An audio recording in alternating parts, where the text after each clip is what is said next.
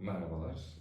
Şu anda ODTÜ Teknokent'te Berker Loğlu ile birlikte Quartis şirketindeyiz. Merhaba. Merhaba Berker Bey. Size çeşitli sorularımız olacak. İlkiyle başlıyorum. Şirketiniz tam olarak tanımlayacak olsaydınız nasıl tanımlardınız? Nelerle uğraşıyorsunuz şu anda? Quartis şirketi yaklaşık 10 yıl önce kurulmuş bir şirket. Şirketimizin odağında bilgisayarlı görü ve makine öğrenmesi var diyebiliriz. İngilizce biz buna Computer Vision ve Machine Learning diyoruz.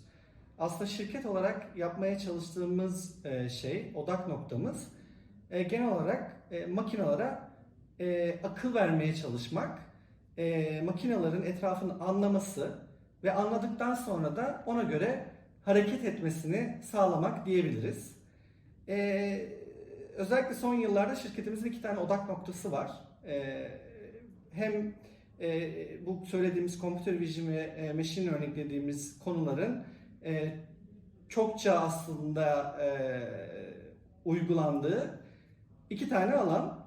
Birincisi otonom sistemler, ikincisi de güvenlik sistemleri diyebiliriz. Yani bu güvenlik biraz daha İngilizcesi surveillance anlamında. Yani mesela bu sınır güvenliği olabilir. Çok geniş alanlı alanların çok fazla kamerayla, çok yüksek aslında çözünürlü kameralarla gözlemlenmesi diyebiliriz. Otonom sistemlerde de hem kara hem de deniz araçlarının tamamen otonom bir şekilde hareket etmesini sağlamak diyebiliriz. Şirketimiz bu iki alanda da tamamen uçtan uca hem yazılım hem donanım çözümleri sunmakta diyebilirim. Yapay zekada bunların neresinde diye de hemen onu da belirteyim.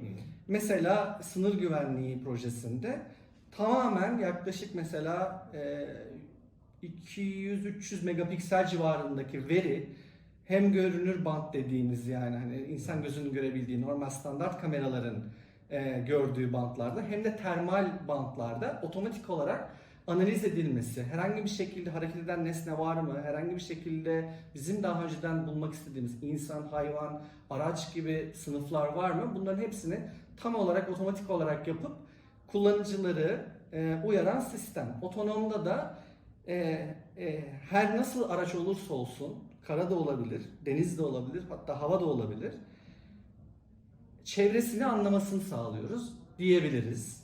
Onun detaylarını şu aşamada vermemi isterseniz de şöyle vereyim mesela. Bir arabayı sürerken bir insan olarak mesela siz neyi algılarsınız? Neyi algılar bir insan sürmek için? Neresi yoldur diye algılar, öyle değil mi? Ya da neresi çizgi? Hangi işaretler var? Trafik ışığı var mı? Önümde bir araç var mı? Bir araba, bir insan var mı? Bir bisikletli var mı? Bunlar nasıl hareket ediyorlar? Nereye doğru gidiyorlar? Ne yapmak istiyorlar? Bunların tamamını anlamak için, buna da biz aslında daha üstte perception diyoruz İngilizce, algılama.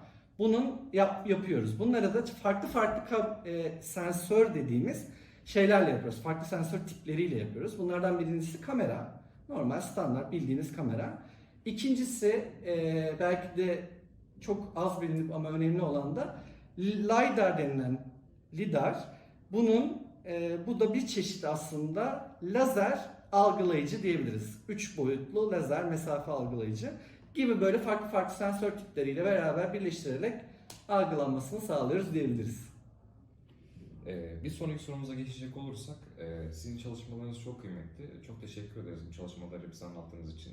Ancak biz biraz da Türkiye'deki çalışmalar hakkında görüşlerinizi de merak ediyoruz. Dünyaya kıyasla Türkiye'deki şu an çalışmalar ne durumda sizce? Bir yorum yapacak olsaydınız bu ne olurdu? Bence iyi durumda. Bunun aslında yapay zeka birazcık kolay girilebilen bir alan. Öyle çok inanılmaz donanımlar gerekiyor aslında, ona gireceğim. Yani bazı donanımlar gerekiyor. Ama yine de hem gerek bizim üniversite kalitemiz, gerek öğrenci kalitemiz,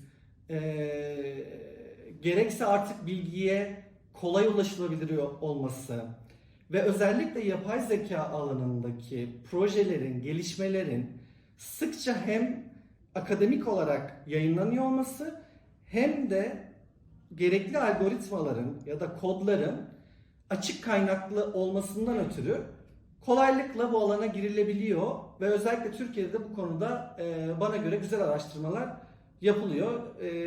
Geride olduğumuzu kesinlikle düşünmüyorum. Tek belki de hani burada bizi birazcık törpüleyen belki hani şeylerden biri, bu tip yapay zeka algoritmalarının eğitilmesi için GPU dediğimiz, aslında belki oyuncular daha iyi bilir, oyun oynamak için kullandığımız aslında o bilgisayar bileşenlerinden çokça ihtiyaç olması ve onların tabii biraz daha özelleşmiş sonucu tipi özellikle GPU'lara ihtiyaç olması ve bunların daha hem pahalı olması hem de çok fazla sayıda ihtiyaç olması diyebilirim. Bunlar yavaş yavaş farklı farklı kurumlarla hem okullar hem devletin bazı kurumların desteğiyle daha yaygınlaşıp daha fazla kullanılabilir hale geliyor. Ama hani en önemli kriterlerden biri bu. Yani mutlaka bu konuda bir araştırma, özellikle bir geliştirme yapmak istiyorsanız GPU'lara ve bunlardan da birazcık fazla sayıda ve iyi olanlarına ihtiyaç duyuyorsunuz diyebiliriz.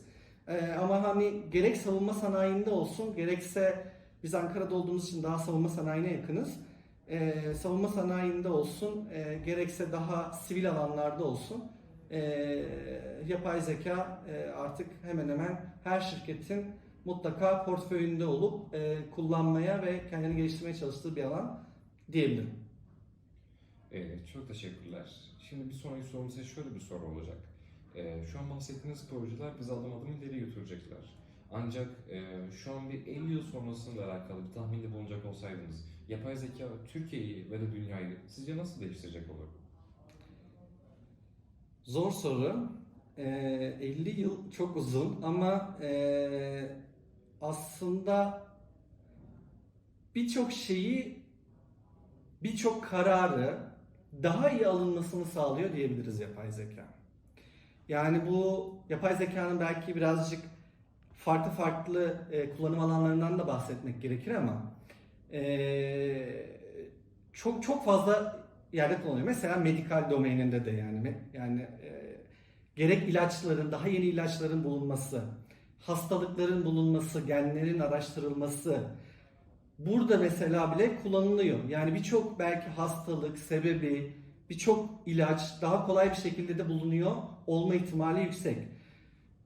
Makinelerin bir kere artık çok daha iyi etrafını anlıyor olacak. Yani bu bir robot da olabilir.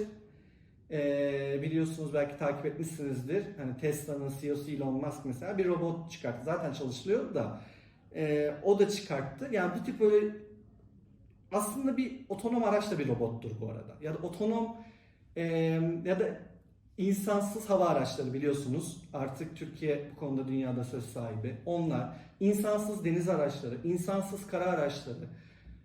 Yavaş yavaş dünyada son yıllarda özellikle gelişen robotaksi diye geçen tamamen insansız taksiler. Bunların hepsi aslında yapay zeka ile beraber hayatımıza girecek, olacak şeyler. Çünkü robotlara artık etrafını daha iyi anlamasını, anlamlandırmasını sağlayacağız. Bunun bir sonraki aşaması da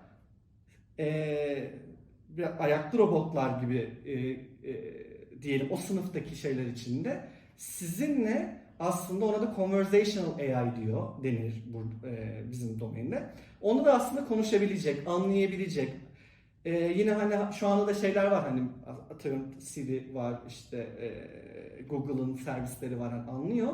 Ama conversational AI dediğimiz yani siz zaten normal karşılıklı konuşuyormuşsunuz gibi konuşabilir hale geleceğini düşünüyorum. Yani birçok aslında yerde birazcık insansızlaştırma, birazcık insanların çok fazla iş gücüyle yapılabilen şeyler daha otonom, daha otomatik hale gelebileceğini açıkçası düşünüyorum. Bir sonraki sorunuz şöyle bir soru olacak. Biliyorsunuz yapay zeka çeşitli alanlarda kullanılıyor. Ve bu kullanılan alanlarda şu an herkes bu yapay zekaya dahil olmak istiyor.